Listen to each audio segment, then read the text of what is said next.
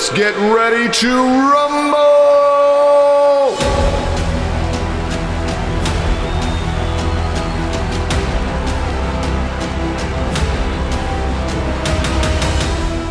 Welcome to the TCOYD event of the year.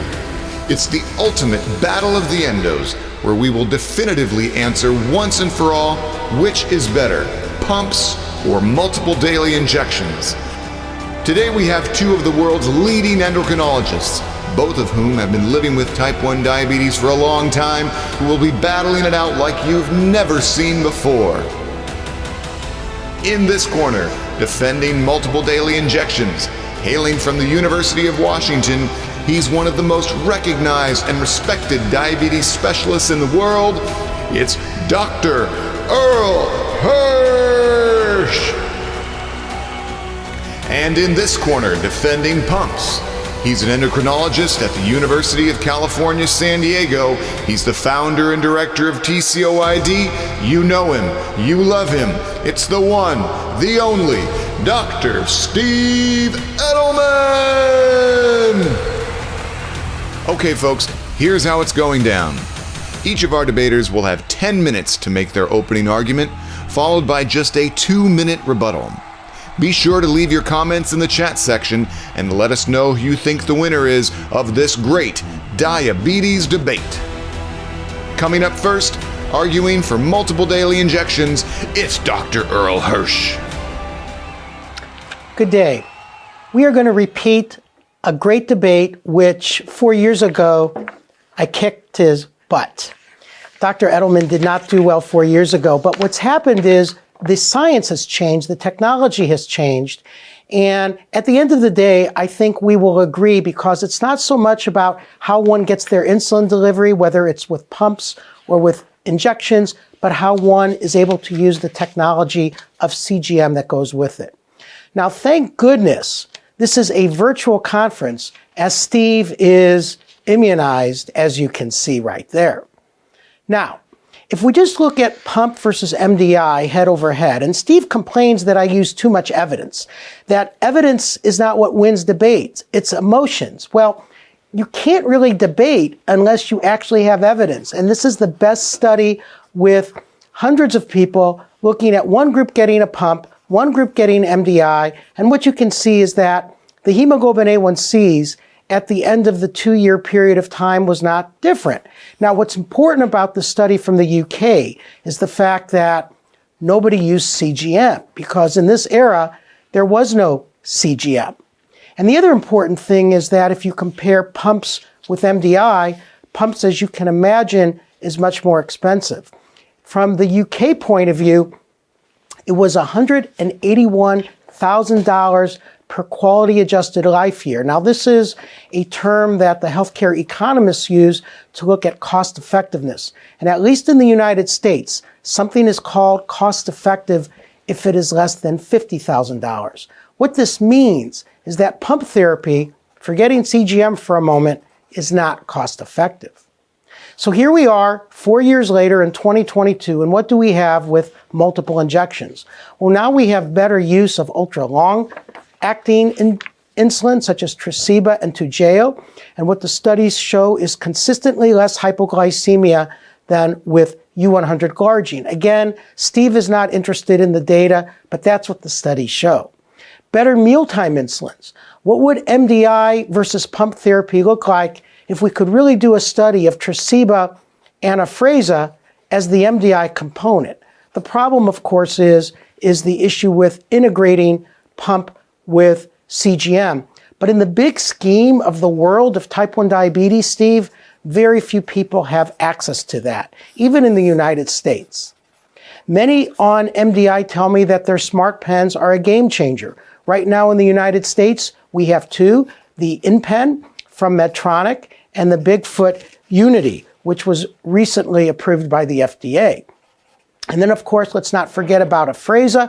And what we see with Afrezza, which is the inhaled insulin in this study, is significantly less hypoglycemia in all of the studies. Again, studies are not important when Steve debates, but from my point of view, you have to look at the data because that's what payers look at, that's what the FDA looks at, and at the end of the day, it's the data that's important. And Steve, please acknowledge that many don't want to be attached to a device while others can't afford it. And Steve, you know what it's like not to be attached. So, what's the 500-pound gorilla in the room? Well, we can talk about 500-pound gorillas, and this is one of them, but the real 500-pound gorilla is automated insulin delivery, AID. And we talked about this in another discussion, but how can I defend multiple injections when automated insulin delivery results in basal modulation with or without autoboluses, with what we have on the market now?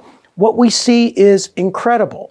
What I see in my clinic, day after day, time and ranges with automated insulin delivery consistently 75 to 85%, with time below range or hypoglycemia less than 2%.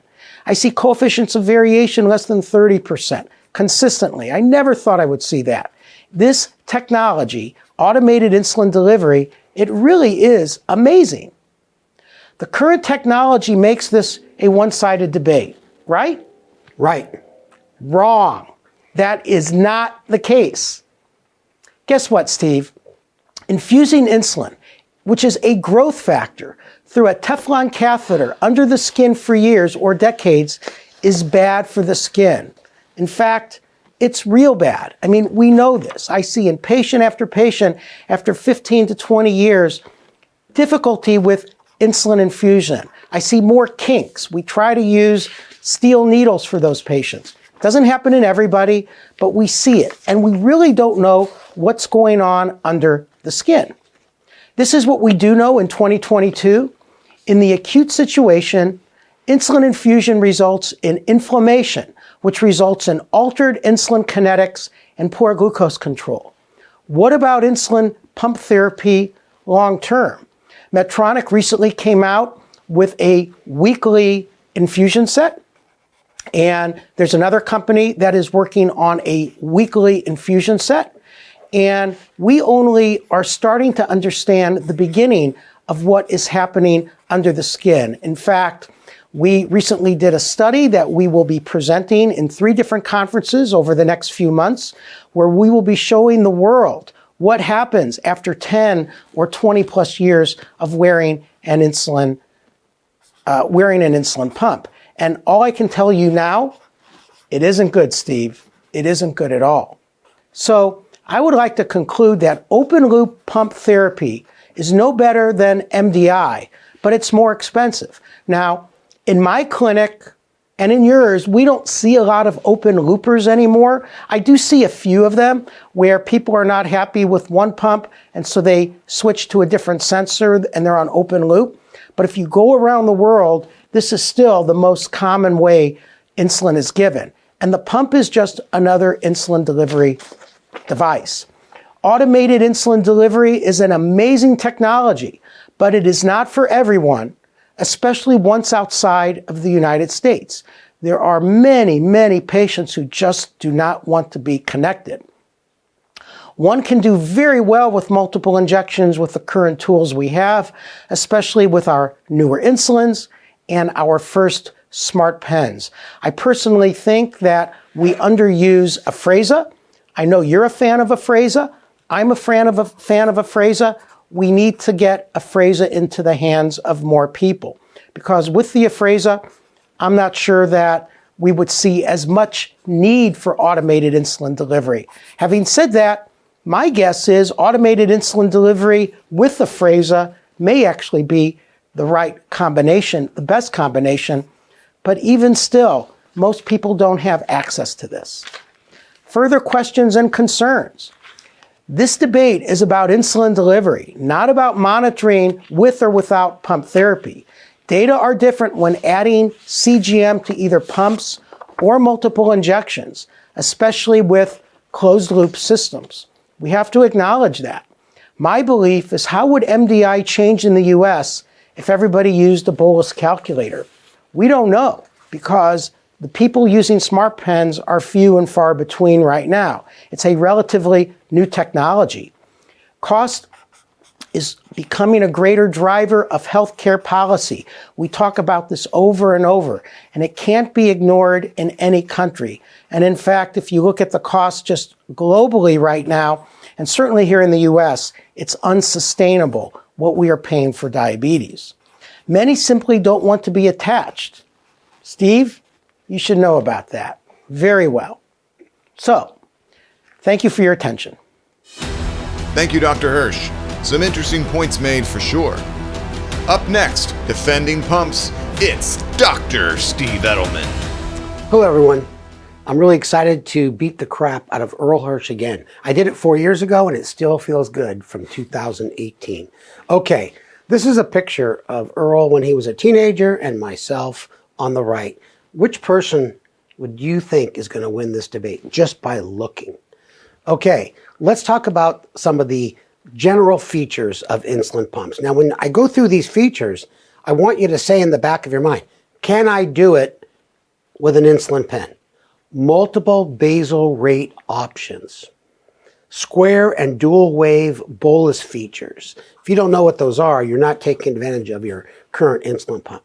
The pumps will calculate a suggested bolus based on data, your own individual data that you input into the pump. I know he'll say you can do that with a smart pen, but we're going to get there during our rebuttal. You can put in your insulin to carb, you can put your correction factor in, and insulin on board feature tells you how much insulin is left in your system since the last bolus. Your insulin pen doesn't do that, and that leads to stacking and then eventual hypoglycemia. And these pumps have safety features, occlusion and reservoir alarms to make sure that you don't stop your insulin delivery.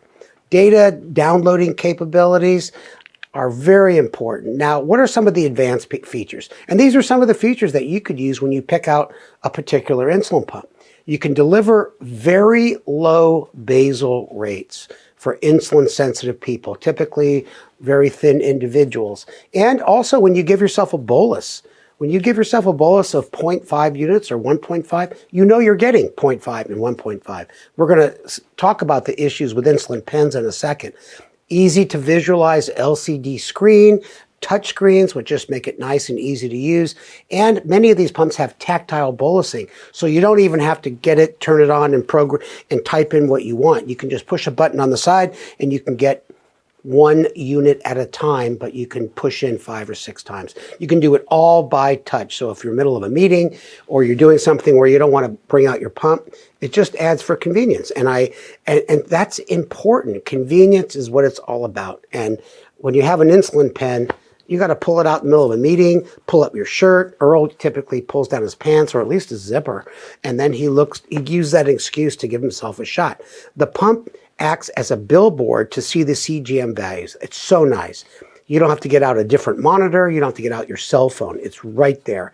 And your choice of traditional pumps with tubing and also with patch pumps. And if you can see the patch pump on the right, on the back of my triceps, I like to show this picture because it really highlights my biceps at the same time.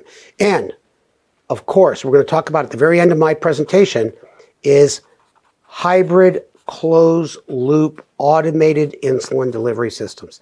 This is amazing. And there's just no one on this earth who can tell me that MDI can come even close to that in terms of convenience and control. Now, here's a bunch of other advantages. When you're taking multiple daily injections, you might be up to 7 or more injections a day if you do it right. Pre-meal, correction, follow-on doses. And with a pump, you do it once every 3 days or even longer, depending on how long you leave your infusion line in. And some infusion lines, as you heard from Dr. Hirsch, are now going to be 7 days long. It's so easy to give yourself a bolus in public, as I mentioned earlier. The ease of bolusing, I can't tell you how important it is. Because when you have your CGM and you got a trend arrow and you're looking after a meal, you can give yourself lots of little correction doses that you can bring your blood sugar down. You know, some people give themselves up to 20 boluses a day, larger ones with meals, smaller ones with correction, and no getting out of an insulin pen, pulling off the tip, dialing it up, making sure you get the whole thing. And If you're really a newbie diabetic, you're going to put on a new needle tip every single time. Where are you going to put the old needle tip? No one knows what to do with that answer. So it's the ease of bolusing is incredible. Here's just a picture of how you can give different boluses all at once. Square wave when you're eating something with a lot of protein in it. Then you have dual wave with protein and carbs. You can't do that with an insulin pen unless you want to give yourself 6 injections for each individual meal. Here's Earl, grilling a big old steak. How the hell is he going to bolus for that? Yeah, he's right. You have to give insulin for protein. So maybe he'll set his watch every 30 minutes, give himself, 1.5 units to take care of the slowly absorbing piece of deer meat that he gets. He lives in Seattle. I think that's the main supple up there. So what about this? If you want to be a human pincushion, go on multiple daily injections. There's no question that if you give yourself injections with each meal, correction doses, you might even be on Symlin. You might be on GLP-1, even though you're not a type 2. That's up to 11 injections per day. It's just incredible. And this is a frickin' pain. I don't care who you are, who you're debating, this is a pain. And have you ever seen the clothes of people who are in multiple daily injections? Take a look at this when I used to be on MDI. Just a little high. I think I'll give myself a correction dose of 3 units. It's okay, I can inject in front of you.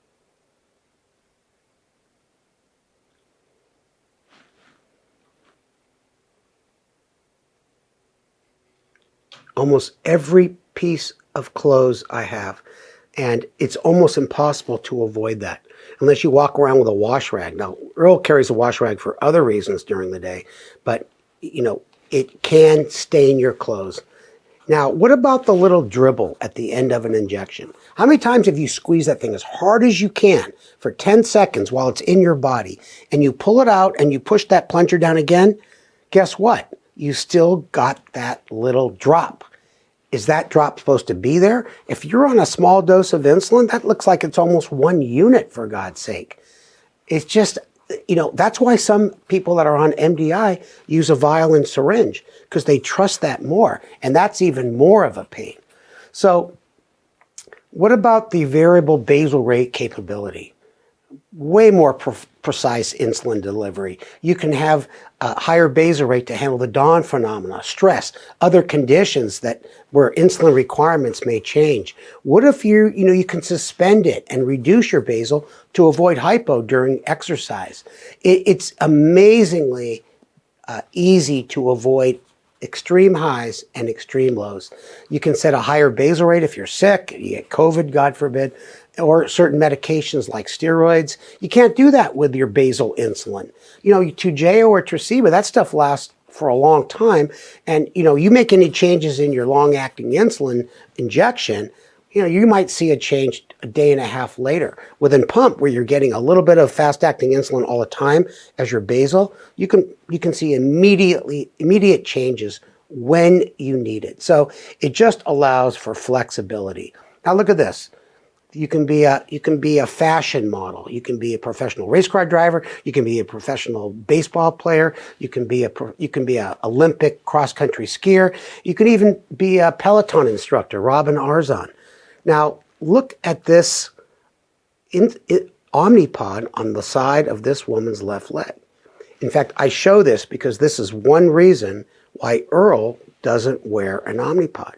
This is a picture I took of his legs several years ago. It's a horrible problem, and that's the only reason that he's on MDI. Now, some people put tattoos of their loved one's pump on their body. Are you really going to have a tattoo of an insulin pen? That would be the dorkiest thing on earth. Now, here's the nail in Earl's coffin. I hate to be morbid, but this gives him no chance at all of coming close to winning this debate, and I want you guys to vote. Well, hybrid closed loop systems. We have 4 on the market, 4. And I realize that many of you do not know about these. Please see a lecture that Earl and I are giving on hybrid closed loop systems. but they are amazing. And that is one thing I agree with Dr. Hirsch. I mean, first of all, they communicate with the CGM, first time in history. Quite different than 4 years ago when they didn't have this communication. Hybrid closed loop systems will increase your basal rate automatically when your glucose goes up and automatically reduce and stop your insulin levels when they go down. Your basal rate is modulating 24/7 in an effort to improve your time and range. Okay, automated insulin delivery is based on many things that you have to think about if you're not on one of these systems. Your insulin sensitivity factor, your insulin to carb ratio, how long will the insulin stay in your system, how long will carbohydrates stay in your system, sleep and exercise. These devices are amazing. You can't get that with an insulin pen. You just can't even come close. I'm being serious. I'm not being theatrical. You son of a... Oh, don't look like that, you son of a bitch. Oh, bleep that for me, Eric. And we have settings for exercise and sleep. And you still need to bolus for each meal with carbs. You got to enter your carbs. But I can tell you, if you're one of those individuals that eats very low carbohydrate diet, the modulating basal rate takes care of you.